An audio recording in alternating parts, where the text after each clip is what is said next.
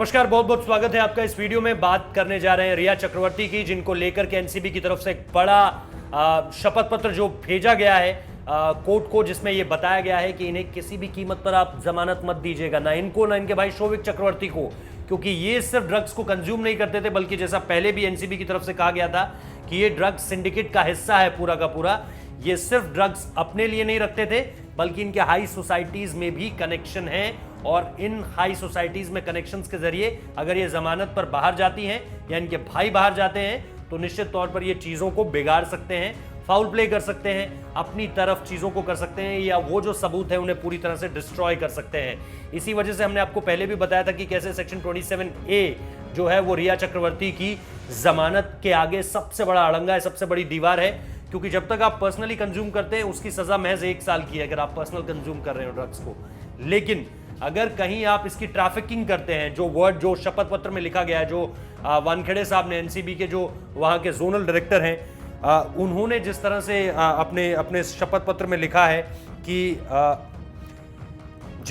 Zonal director Sameer Wankhede ने अपने शपथ पत्र में इस बात का जिक्र किया है कि इन दोनों के खिलाफ हमारे पास मोबाइल, लैपटॉप, हार्ड डिस्क के जरिए ऐसे बहुत सारे सबूत हैं जिसके जरिए हम ये साबित कर सकते हैं कि इनके हाई सोसाइटीज में लिंक थे, और कंज्यूम करने को लेकर ही नहीं बल्कि ट्रैफिकिंग को लेकर भी। और ट्रैफिकिंग शब्द का प्रयोग किया गया है उस शपथ पत्र में, यानी ट्रैफिकिंग का सीधा सीधा मतलब है कि ये आगे भी पहुंचाते थे,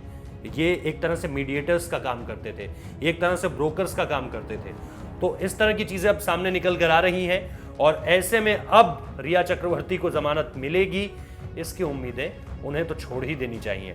तो लगातार इस मामले पर बड़े बड़े अपडेट्स आ रहे हैं, जोनल डायरेक्टर की तरफ से जो कुछ कहा गया है, एनसीबी की तरफ से जो कुछ इस मामले पर कहा गया है, क्योंकि एनसीबी लगातार अब इस मामले में परत दर परत जैसे जैसे आगे बढ़ रही है वैसे वैसे कई चीजों का खुलासा हो रहा है, और उन खुलासों में सिर्फ बॉलीवुड का जिक्र नहीं है। जब वो हाई सोसाइटीज का जिक्र कर रहे हैं तो उसमें बॉलीवुड का जिक्र नहीं है, उसमें बिजनेस, उसमें क्रिकेट, ये सारी चीजें जो कि हाई सोसाइटी, जो एलीट क्लास है इंडिया में, उसमें बॉलीवुड का भी नाम है, क्रिकेट का भी नाम है, उसमें पॉलिटिक्स का भी नाम है, उसमें जैसा मैंने कहा कि बिजनेस टाइकून्स का भी नाम है। ये सारी की सारी चीजें उस पर मिलकर आ जाती हैं, और इन सब की एक लिस्ट अब एनसीबी की तरफ से बनाई जा रही है। किस किस के नाम होंगे ये तो फिलहाल अभी